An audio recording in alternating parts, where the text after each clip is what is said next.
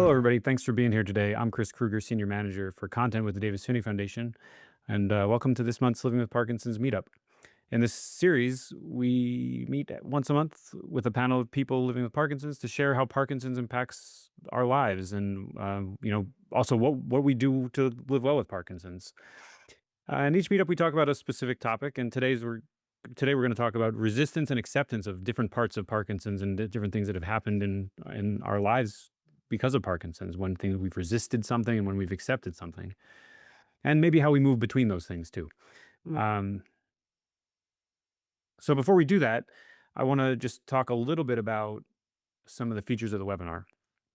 First of all, I noticed some people are chiming in the chat. Thanks for doing that. Let us know where you're calling in from if you're comfortable doing that. We always love to know where people are calling from. And I'm in Bend, Oregon today, so I won't put that in the chat. But if you're comfortable, put it in the chat for us, please. Say hello there. You can also totally ignore that chat. Sometimes it gets a little bit distracting, so don't feel like you have to pay attention to that if you don't want to. You can ignore it. If you do go in the chat, you can communicate to the panelists, or at least you should be able to communicate to the panelists only, or to the entire group. So, feel free to choose your own adventure in that regard. You should have ability to turn closed captions on and off. If you do that, that only affects your screen. So don't feel like you have to, worry about changing anybody else's experience. You can just go in and change that for yourself. Just know one thing: we can't really do anything with if you raise your hand using that React feature. We don't have a way to engage with that. But if you do want to react, and you can throw up the heart or the thumbs up or whatever other options are down there that you'd like. Yeah, there we go. There's a thumb. Um, and I just also want to note that we'll share this recording in about 2 weeks. So if you want to rewatch any of this, we'll also put some links, make some links available if any come up in the chat. And on that note, my colleague Ariel will be in the chat, and she will be able to send some links. There she is, chiming in. She'll be in the chat to help if you have any tech issues, or also if we need to share some links. So that's all that. All those preliminaries out of the way, I think we're ready to hand off to Stephanie to sort of take the lead on this topic for today. So tell us about it. What's this mean to you, Stephanie? Yeah. Well, first, I just wanted to welcome everyone to the podcast, and thanks for spending part of your day with us. If you're live or if you're watching this on the replay, um, and this topic of like resistance to acceptance, I was sort of seeing as this continuum came up for me as I was reflecting on my experience at the World Parkinson's Congress, and it was my first World Parkinson's Congress. It was amazing. It was exhausting.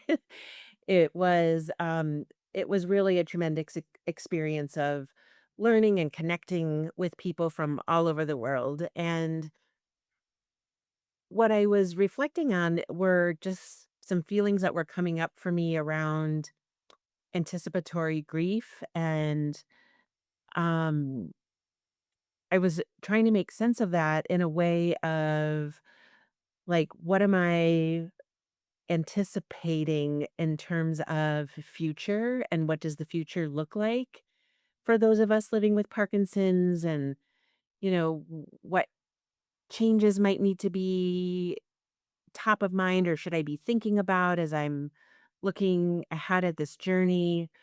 Um, Also reflecting on a lot of the changes that were made when my husband lived with Parkinson's.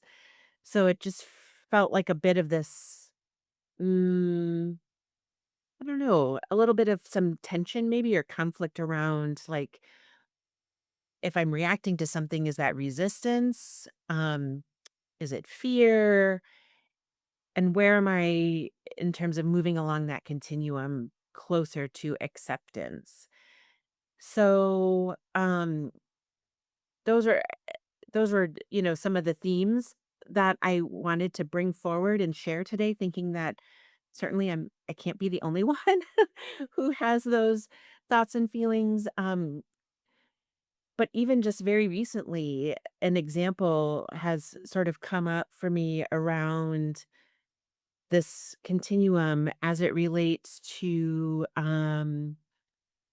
like returning to the workforce. So some of you know, or maybe not, that in 2020 I left my career in healthcare to really focus on being a care partner 100% for my husband Rick, who is living with Parkinson's. And um I loved my I loved my work in healthcare. And I also was very dedicated to being home with Rick. And after he passed away, I thought, "Oh, maybe I'll go back to work in some fashion." And then when I was diagnosed, I thought, I can't do this. I need to really focus on self-care." And so it's coming up for me like, was that a form of resistance? Was that a form of acceptance? Like, is it resistance to like stepping back into the work world? Is it acceptance around accepting the place where I needed to be in self-care? I think it was a both and for me, quite honestly. Um, Stephanie, I see yeah. somebody asking too. They may not know your story as much. So you lost your Oh, husband to Parkinson's. yeah. And Thank you for flagging that. I, is of that course, okay? am I'm not saying sorry. yes. No, no, Yeah, no, no. I am not seeing that in the chat. So that's okay. You don't have to watch it yeah, while you're that's talking. fine. Oh, Let me jump in real quick and just add a quick note that you can find all the bios for everybody on the screen in the on a web page that Ariel will put in the chat in a moment. Hmm. Um, just saves a little time in every meeting if Yeah, we don't yeah, go over our stories every time. But of course, yeah, by all means, Stephanie, since it's been yeah. said there, yeah, please share what's relevant here. But just want to know that you can find everybody's bio there. yeah. For Thanks, sure. Chris. Yeah, so quickly, because I'm realizing that not everybody attends every, podcast session. So my, late husband, Rick, was diagnosed with Parkinson's in 2010, and he lived with Parkinson's for 13 years. We were married for 34 years, and he passed away the day after Christmas in 2023, and 3 months after he died, I was diagnosed with Parkinson's, and poor Rick never knew it. Mm. He, so, when I think about, that transition of leaving work to care for him and now this new part of my life where I'm looking at returning to work, it brings up a lot of feels, certainly. Um, and so as an example that I was thinking of along this continuum of resistance and acceptance, and I will say just today, I interviewed for a position, a part-time position. Stan's smiling. We've talked about some job stuff. A part-time position, in customer service, which is not my social work world, but certainly brings in, that working with people, and I'm really excited about that. So it feels like the right time to start exploring something in a kind of maybe low stakes, low risk kind of way. So, I was hoping that what we could do is, share some of our own examples in different facets of our life around maybe that space of anticipatory grief and what might be looking like resistance for you, or what might be helping you move closer to acceptance. And yeah, I've been reading my friend Larry's Facebook pages, which have been incredibly moving and just speak to me. And so I wanted to invite him into this space to share some of the reflections that he's had, that I think really weave nicely into this topic. So, Larry, I would love for you to share your thoughts, and then we Yeah. can open it up to the group for more conversation. Yeah, thanks, Steph. I think it's a wonderful topic. I think it's a great discussion point because I think it forms part of this grieving process. What we talk about throughout our journey is this concept of grief. And I'm a student of the five stages of grief by Elizabeth Kubler-Ross. But it's different. I mean, we live differently. So over the and as a lawyer, I pride myself on words. I'm fixated on words because words have meaning, and I take care in the written word and the spoken word to a large extent. I have been known to go off of topics, but when it comes to this, I have been a great student of this, and I think with living with a chronic illness is slightly different because you know in the usual grief there's a loss, and for us it's a loss of our futures.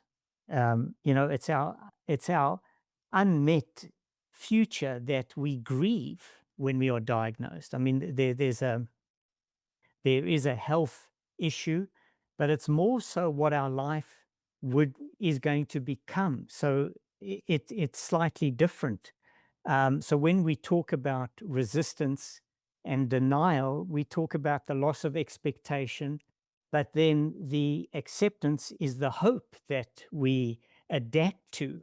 And I think we go through this process each and every day, sometimes an hourly.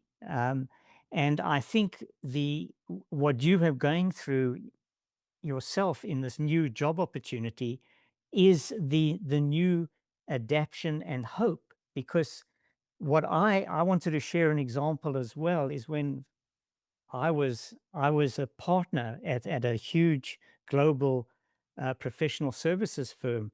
So when I left the workforce and then decided to go back into it, I thought my future was over because I couldn't do what I thought I had to do as a high functioning partner.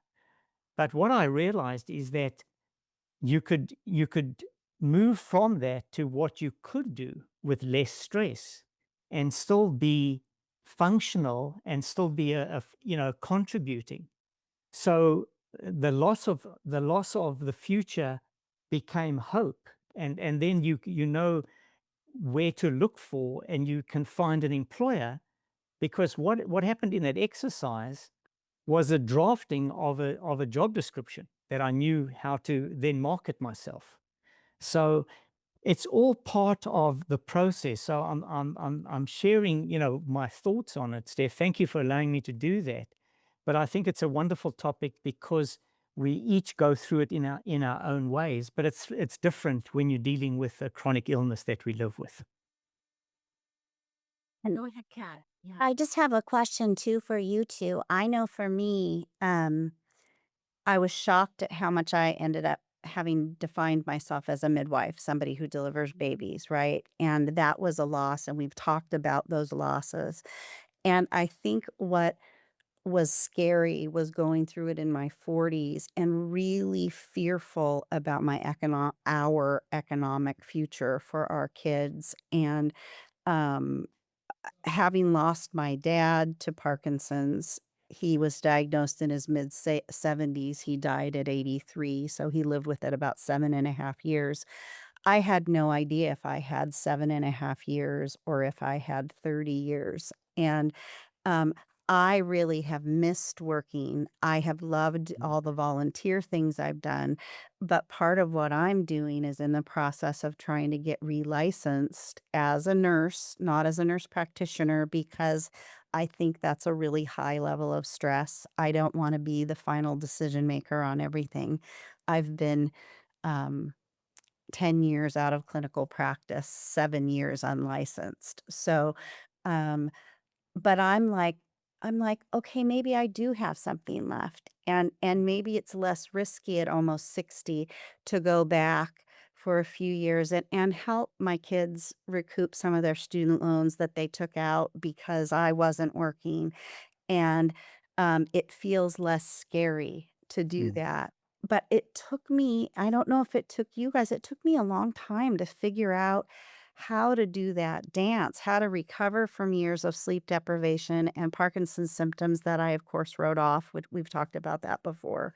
Um, and I, like you, Stephanie, have all of those feelings in one day. Is this smart? Could I suddenly take a turn and have to leave another job that I now have studied so hard for and go back and try to get on disability? It's all those things. It's and doubt. Can I really pass a test online? I've never studied for anything online. Mhm. You know, Wow. Lots of feelings coming doubt. up. Yeah, yeah.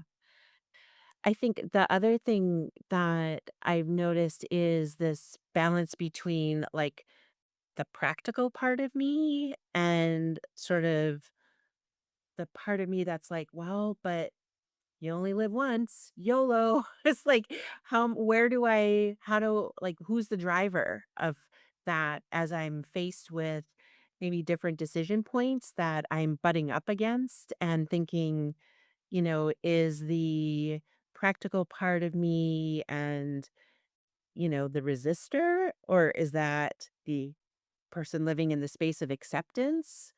Um, like it's just a question, and I don't know that there's necessarily a right answer, but I'm just noticing that those are parts of the like thoughts that are going through my Mm. mind. I I I'm glad that I'm glad I don't have to worry about going back to work because that would be a real challenge for me. But when I heard about this subject, I was really excited because I think it's sort of the I was thinking it's the idea of resistance and acceptance is sort of the core of my thinking about Parkinson's. I've talked probably before about micro-grieving, which Mm. every day you have a little bit of a grief about the changes of the Parkinson's, how Parkinson's changes you and the dealing with the different symptoms and then neurodegeneration of it. You might have some pang of fear, a pang of sadness, um, as you contemplate the slow degeneration and the losses. And then you get to a point of it, like you guys are saying, you get to a point of a new normal or acceptance. But it's so, but because it's a neurodegenerative change, you're always a little bit worse off than when you were before. And it's always sort of this slow downhill process. And it's not like terminal cancer or dementia, where in terminal cancer, you're going to die. In dementia, you have a trouble communicating with other people or being social. Parkinson's is sort of an unusual disease because we can sit here as a group and talk about it and make sense of it, and it's going to slowly deteriorate, but we can still go on. So it's just sort of a craziness that I find is fascinating. But you know, um, you folks have been mentioning a little bit about living in the future. I try to live in the present Mm. because if you live in the future, then I think you're more prone to suffering than if it's not an easy thing to do. But if you're always worried about what the future is going to hold, then I think it's more likely that you can suffer from that. So anyway. Well, that also goes backwards too, right? To the other perspective of the loss of of who you were relates to your future self and where you thought you were going to be. So that's where you get out of if you go either direction, looking backwards or looking forwards, you can get a little lost in that. And I'll be honest, I do that a lot. I can get stuck thinking, oh, what was this gonna? Can I do this thing I was thinking I would do? And it's just it's such a trap. I find. Right, and is so I've always been a really, goal-minded person, and I agree, Stan, at times that really, was at the deficit of being present and in the moment, always thinking about that next thing. Um, so I think a big pause and a big crossroads like a diagnosis or a marriage or a death or all the things, right? It's a time where we really ought to take a pause and reevaluate and and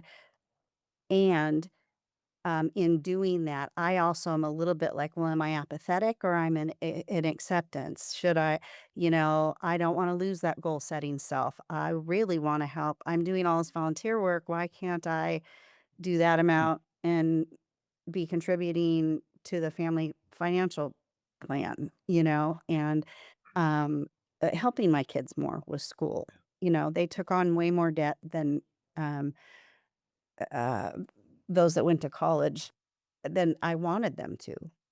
So it's a tough one, and it's that whole circle. And I Mm. also think, life is degenerative, right? None of us are going to make it out alive. So so all of us slow down as we age. My husband, who's much older than I am, he's in a different generation. He's really a little less than 2 years older than I am, but he's the last year of the boomers. So I'll say, "Oh, you're just being a boomer."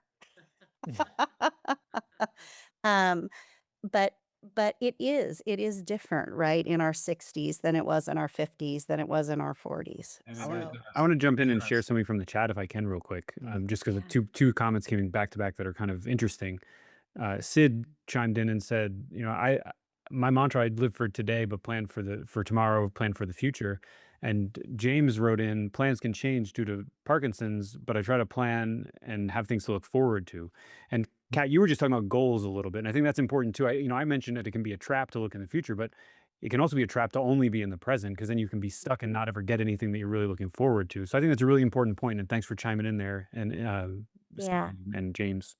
Yeah. Sid and James, thank you. Yeah, you're absolutely right. Well, I think first of all, I think it's great that both Stephanie and Kat and Larry to some degree are thinking about new opportunities and new ways to go. I think that's really exciting and great for you folks. I'm in my 70s and I'm not really at that point, which is what you're saying, Kat. I think people have different points that they're at, but I'll be happy if I can just get through this next 10 to 20 years in a positive, uh, Yeah. good way. And I'm Well, hoping to make it to 70, Stan. That's my goal. I turned 60 this year, with any luck, the end of the year. I'm Me still too. not a boomer, just for the record. And I'm thinking, okay, let's I'm actually doing kind of a 2-year plan. Let's try this for a couple years. I don't have to sign on till 65. That's the other thing. Like, okay, if I do this, then I've, gotta go this and then I gotta rethink. Wait a minute. Wait a minute. Today I have some things lined up. I have some offers in a pace that I think will work for me. I'll be really curious to hear, Stephanie. Are you going to take the job, or is it you are? Okay. I am. Yeah. Yay. I did take it. Yeah, and I feel good about it. There was another position that I had been contemplating that was a full-time position. It was, um, it was an executive director position. It sounded amazing. Mm. And I had a lot of very lovely people say, "Oh, you'd be great for this position." And honestly, my capacity is not the same anymore. Mm. And it was talk about like a mini grief process like that. It was sad for me to think like, well, maybe 10 years ago, maybe, that would have been a great opportunity. It's just not, it's not for me anymore. And that's okay. That's okay. Yeah. So, And that's the goal, is to get to okay, yeah. because that really is the acceptance of Exactly. accepting what you no longer can do, but more importantly, what you can do Yes. and continue to do in the future. Thank you. Yeah, Robert. So I just wanted to piggyback on what Larry just said about acceptance. And let me share two things. First of all, my first reaction to having Parkinson's was that I didn't mind having Parkinson's. I just didn't want to look like I had Parkinson's, which I know is a silly thought, but it's kind of how I felt, because I didn't want to be judged by other people. I could deal with it myself. But the other thing I really wanted to say was, somewhere along the line in the last year or so, I've come to accept that I can't control this. I still try to I still try to do everything I can to stay as healthy as I can, to make it another 10 or 20 years, but I don't feel like I'm fighting that anymore. Mm. It's an acceptance of, I will do what I can do, but then however that turns out is up to something else besides me. And I think that acceptance has made my life a lot calmer and less stressful, and taken away some of my um, anxiety or depression or this tension in my life. Just say, I can go for a walk this morning, and that's all I have to do this morning. Mm. I don't have to solve Parkinson's today. What helped you get to that space, Robert? Did I take the words out of your mouth, Kat? Yes, I love it. What helped you get to that space? You said what did? Um, I don't know. I kind of came to an awareness one day of, oh, I'm just treating this differently. I'm not feeling like I'm in a battle, you know? And it's just like I'm just doing what I can do, Yeah. and that be okay. Yeah, I think that's a great point, because you're not giving up. You're doing what you're doing, but it's not giving up on yourself. It's No, not putting the pressure on yourself that if you don't do what you want to do, you have an unmet need and therefore feel like a failure. That's not that's just, it's a different thought process, which is great for you and many others, to get to that process. I think I think I would feel like a failure, like, oh, I didn't get out and do that morning walk. What a failure I am. I think one of the things that oh, sorry, Steph. Oh, I I'm sorry. just Yeah. saw that Amber had taken herself off mute, so I Oh, didn't good, know. Amber. Yeah. Um, I think that one of my friends just did a video recently about dopamine is in the anticipation of things.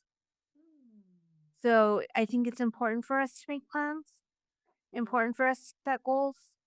I am actually struggling on the opposite side of some of you where I am still working. I am still working, and my struggle is more like, how long can I carry this on? How long can I force myself to do it? But single mom of 2 teenage boys, it's kind of a mandatory thing at this point. So where you were talking about that earlier, Kat, like the panic of the economic status is really on the forefront of my mind constantly. Like, Yeah, and Amber, I remember the feeling of like I physically could not bring myself to go back to work, and I was panicked about how are we going to pay the mortgage next month. Um, and Ken was working, but I was the primary breadwinner, and it was like there wasn't it wasn't like one of our salaries was a slush fund. Let's just put it that way. It was truly like panic, and I realized, okay, there's short-term disability for a reason, and then I hadn't even looked at any of those policies. I was in my 40s. I was my mom had just died. I was not on my agenda. Um, so it's terrifying, and we got super creative. We rented out part of our space and kept the kids in the same house so they could graduate in the same place and then reevaluated. So I get it. It's not and that's where I am now in sort of this guilt mode, like, okay, gosh, I'm at the World Parkinson Congress and I'm having these long days, and thinking I'm bulletproof because I'm riding high on dopamine. I'm seeing all these people and hugs and all the things.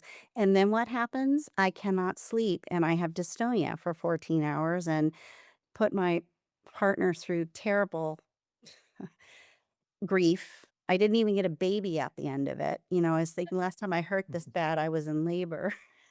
That's what I it's told the ER different doc. And though. he was like, yeah, he thought I was a little nuts, um, but and my body wasn't cueing me. I thought, "Oh, my body's gonna tell me when to slow down." Nope, No, not until I not crash. until it's too late.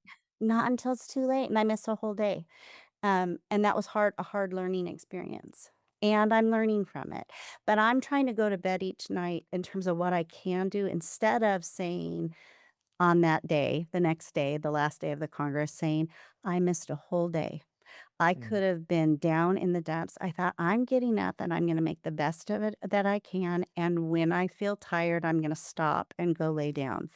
And then if I have anything left, I will get back up and I will go see my friends again. And I will say goodbye and I will be at peace with it. And I will never do 14 hours again with my partner. I have a 2-hour limit now. Mm. Because that's fair for him. And I'm the healthcare provider. So, right, I play that card and it's not nice. I So, think what's a struggle for me is that when I was off after the surgery for the GBS, the battery replacement, I was home for 6 weeks.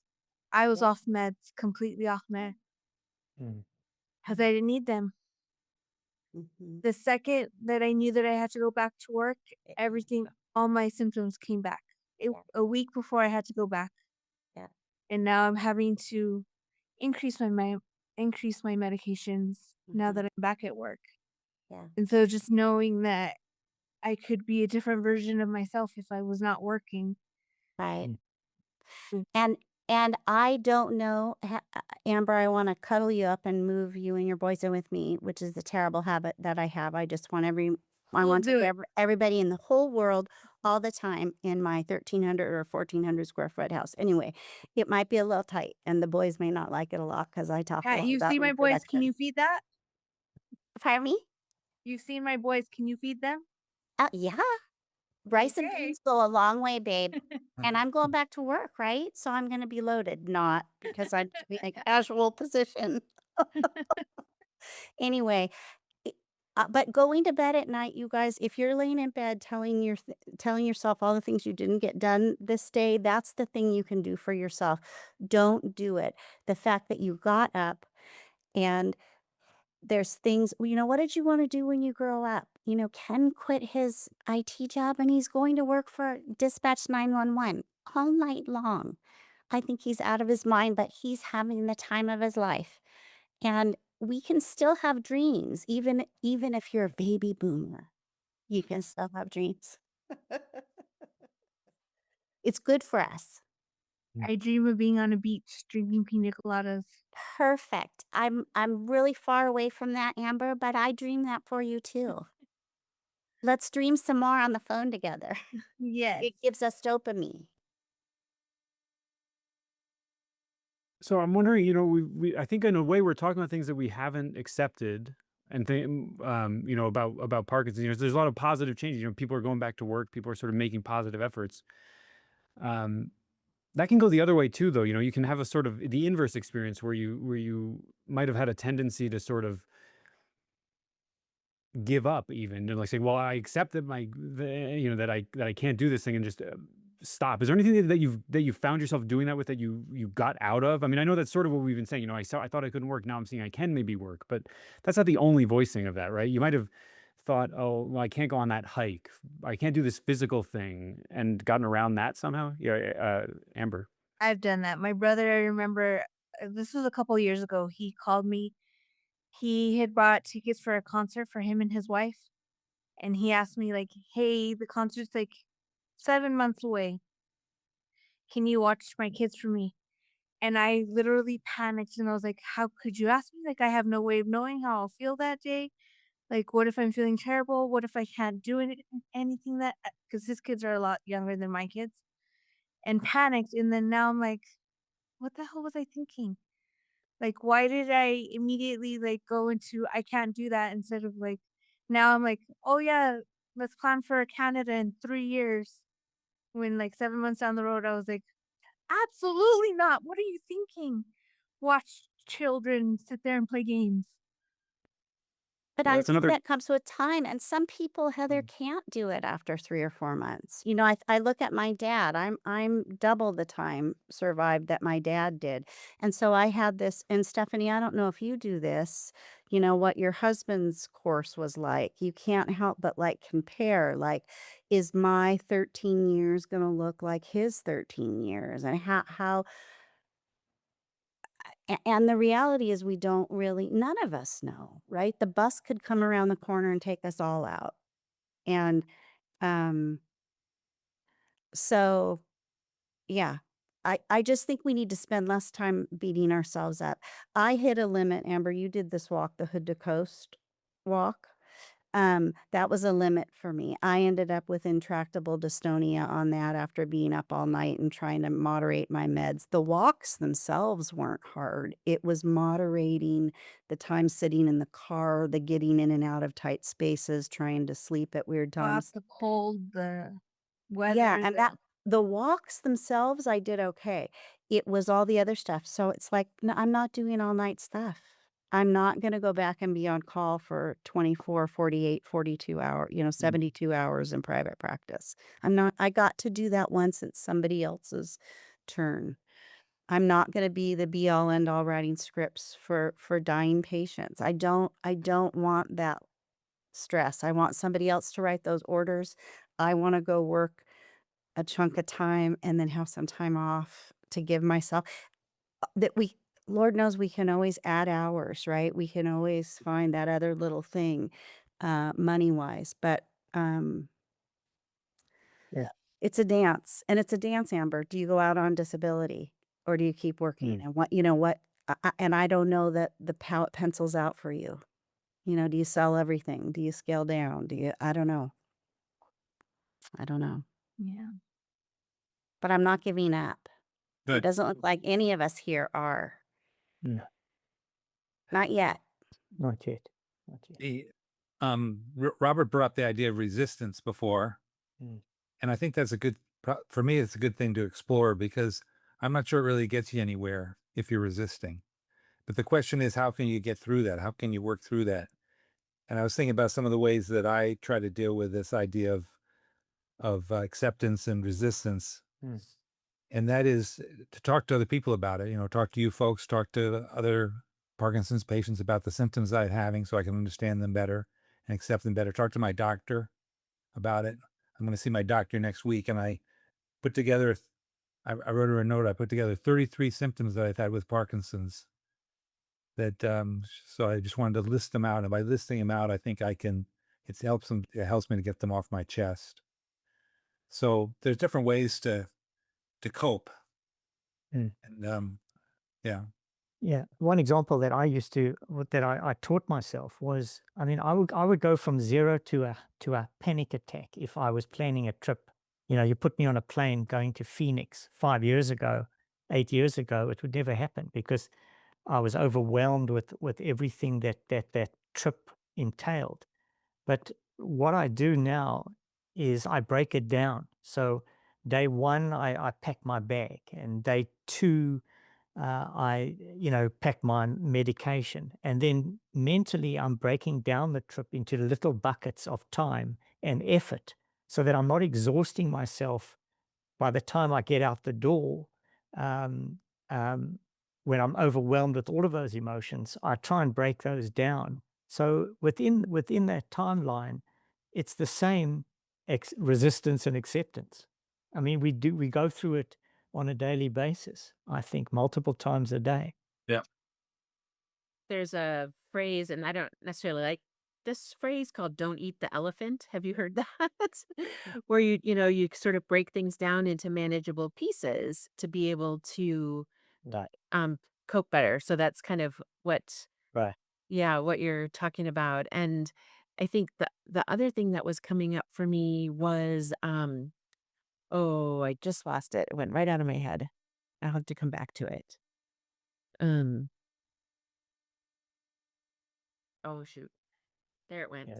It'll I come back. know it's brilliant. It'll be worth waiting for. Go ahead, Robert.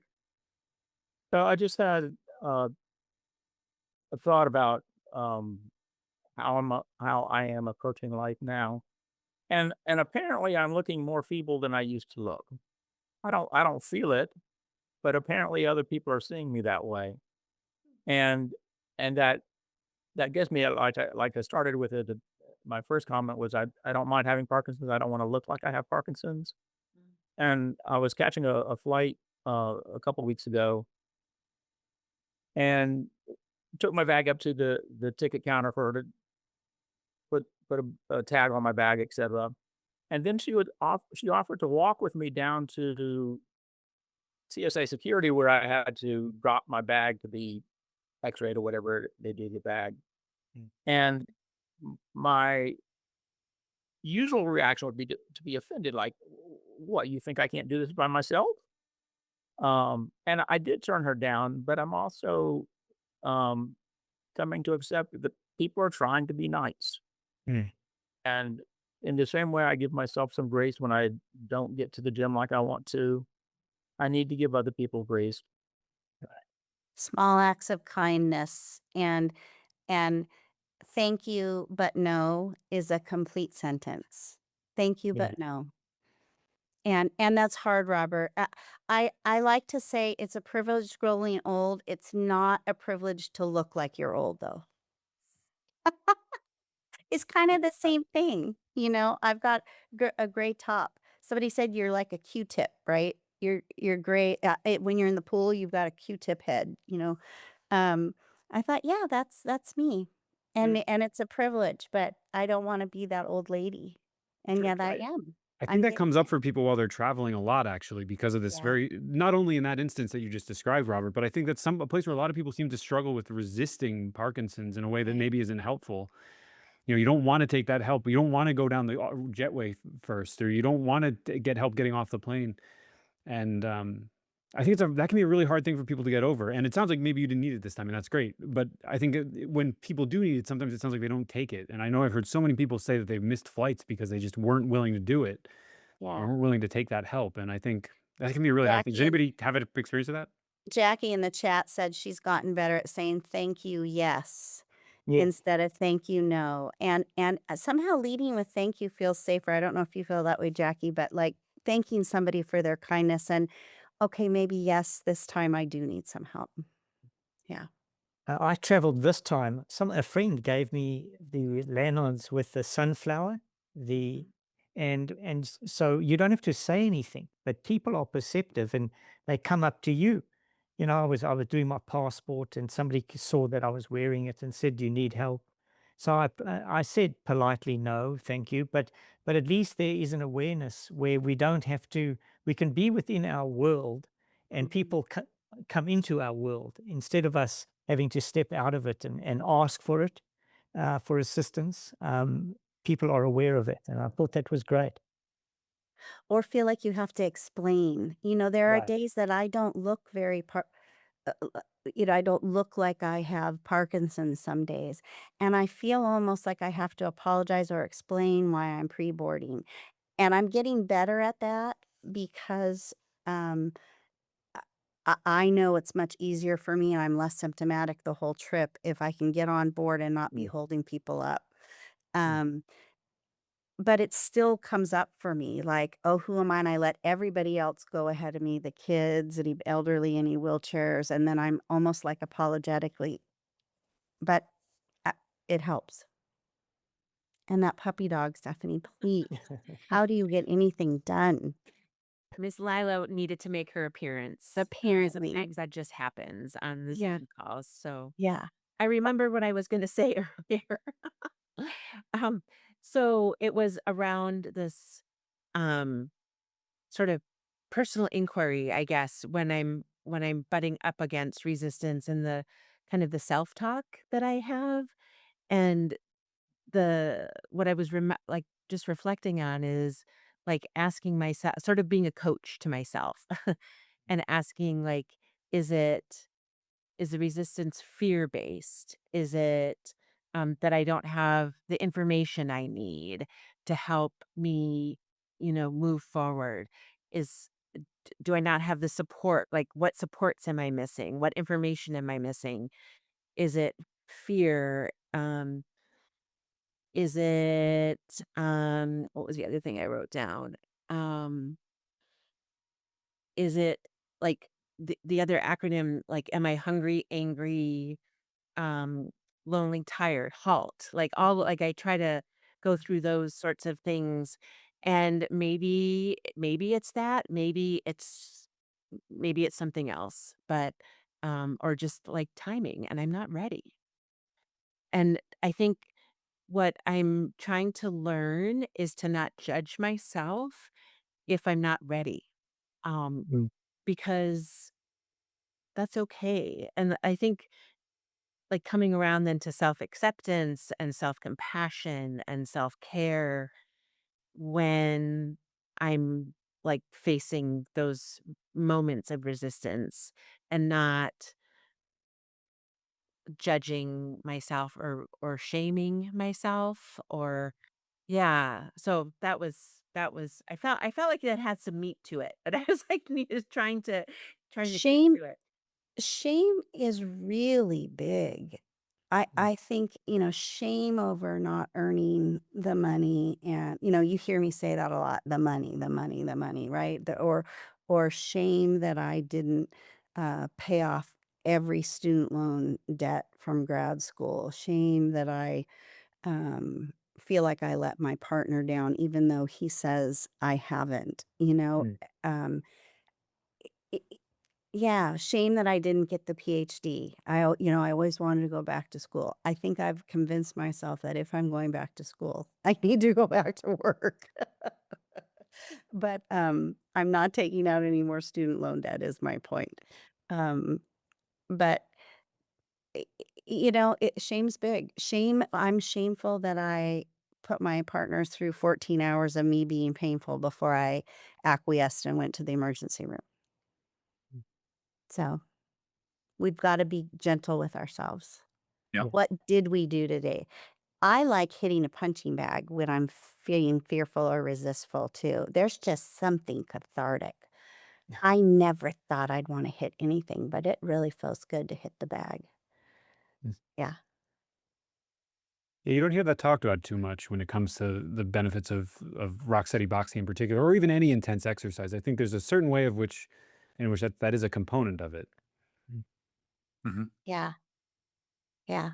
And I don't feel like I'm fighting Parkinson's when I'm in there. I've never really felt like I want to look at it as an opponent. I know some people will really hit the bag hard thinking it's Parkinson's. There's a release with hitting something really hard for me.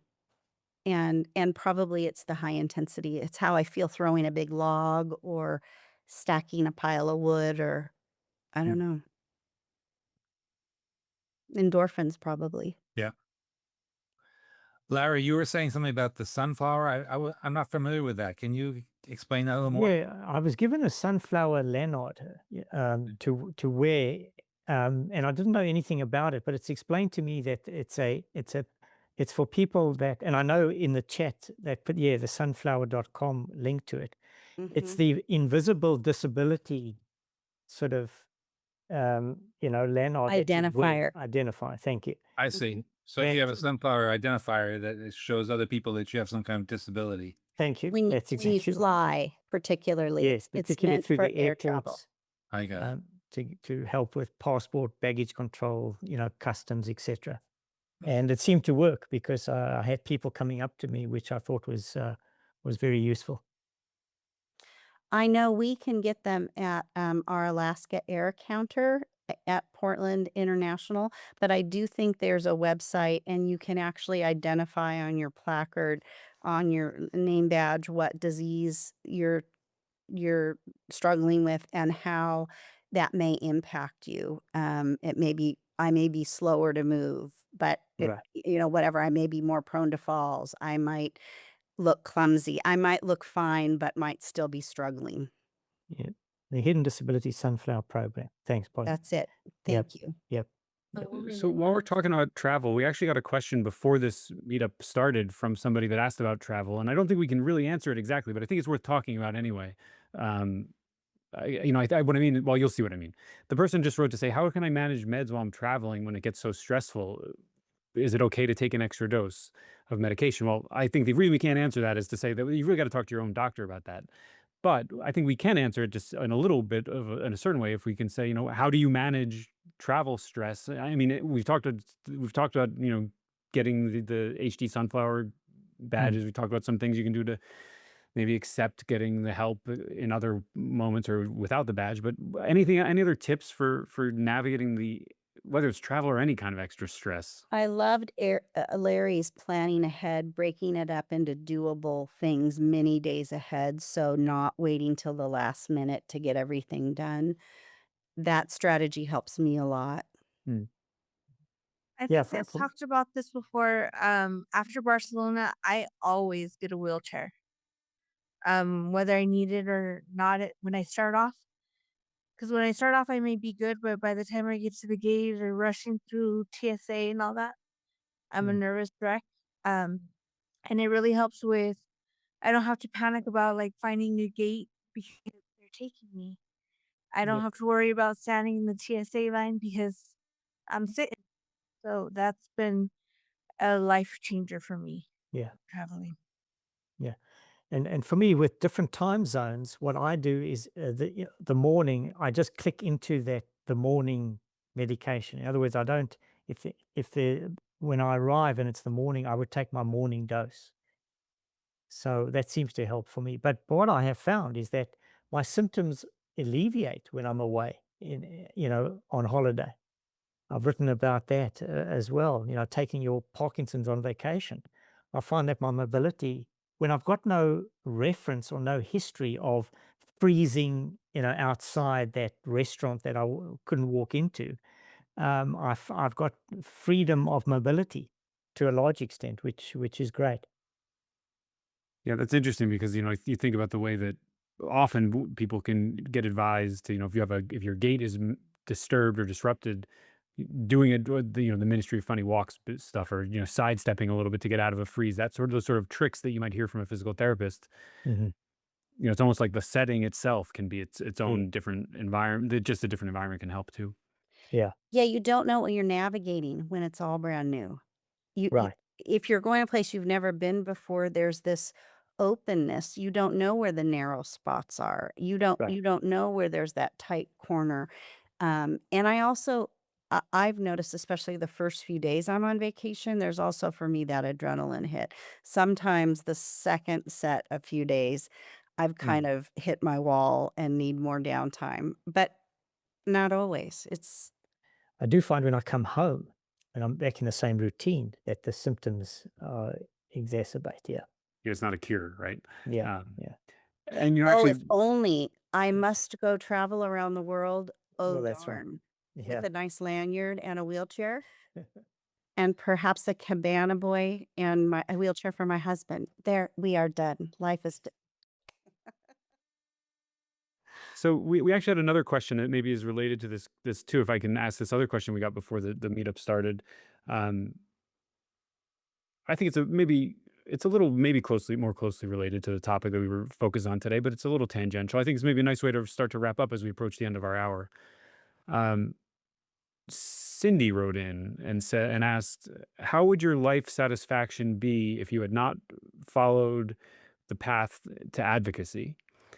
And I think that does seem related to the topic to me, just insofar as you can resist being accepting that this is a part of your life and never step into the role of sort of being public about your experience and talking about it. And I think that can be detrimental for some people. Some people it's great. I'm sure for some people it's exactly what they need. But anyway, any perspective on this? How would your life satisfaction be different if you hadn't taken this sort of more public approach to your life with Parkinson's? I think that for me, being an advocate has really helped just by being open about the disease, discussing with other people, learning from other people, learning as much as I can about the disease so I know what to expect. Just the educational process has been really helpful to accept the disease and what's going to happen. There's less surprises. If that makes sense. That is such a great question. And I think what's coming up for me is being an advocate connects me with a deeper sense of meaning and purpose in my life and really wanting to give back and to support others while also balancing caring for myself. So it's a good um,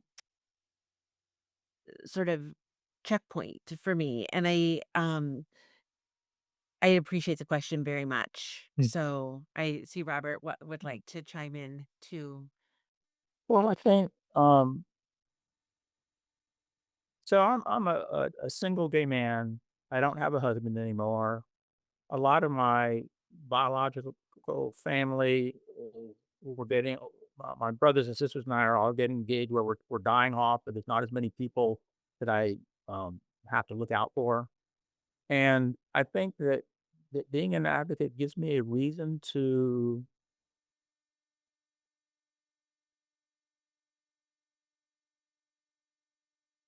Sorry, my hands were shaking there. Um, what I'm trying to say is it gives me a reason to get up in the morning and take care of myself because I have other people that I'm trying to take care of through my advocacy groups.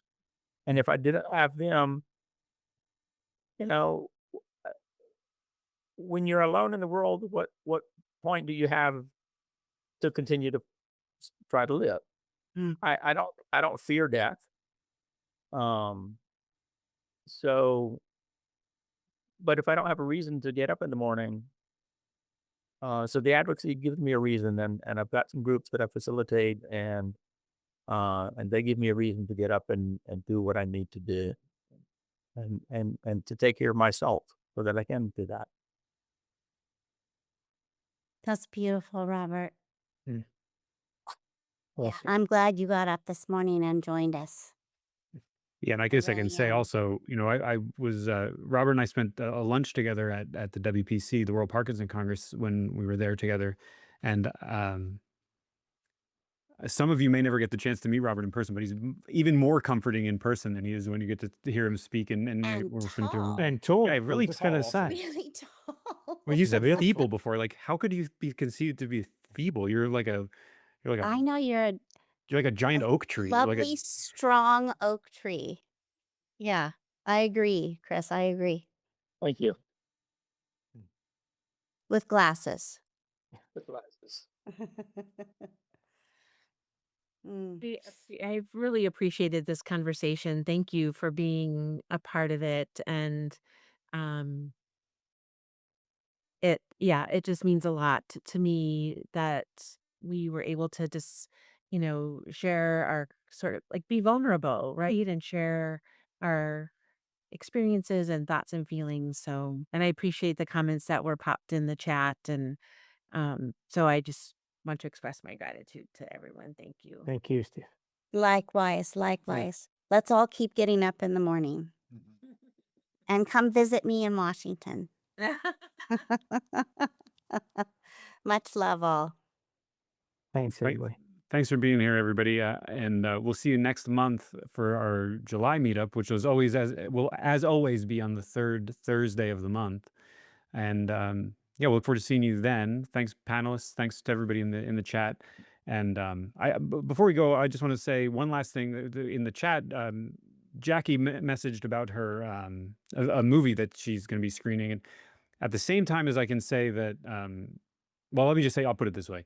Jackie's got a really compelling story, and meeting Jackie in person is also deeply inspiring. So It is. if you get a chance to check out Jackie's the film that she's referenced in there, it's worthwhile, and we'll add a link to that in the when we Come produce the talk video to and in me the film. yeah, come talk to me film. Come talk to me film. Thank you, Jackie. Thank you. Thanks Chris. everybody for being here. We'll see you next month. Thanks, everybody.